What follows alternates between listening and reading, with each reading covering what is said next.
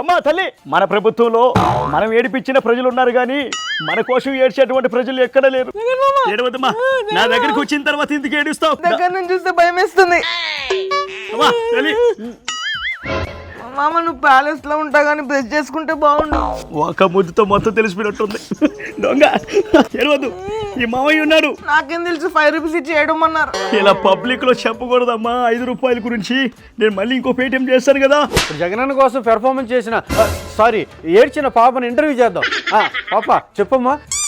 అన్నున్నప్పుడు మాకు 15,000 ఇచ్చేవాడు. ఇప్పుడు స్కూల్ ఫీజు కట్టడానికి కష్టం అవుతుంది.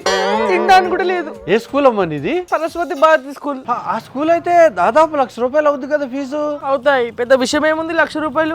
మా నాన్నకు పెట్రోల్ బంక్ ఉంది, గోల్డ్ షాప్ కూడా ఉంది. పెట్రోల్ బంకులు ఉండి బంగారు షాపులు ఉండి కూడా స్కూల్ ఫీజు కట్టుకోలేని పరిస్థితి పాపది. అయ్యా చెప్పేస్తేనే అంకుల్ కి. గ్రేట్ అమ్మా నువ్వు. జై పేటిఎం పాప.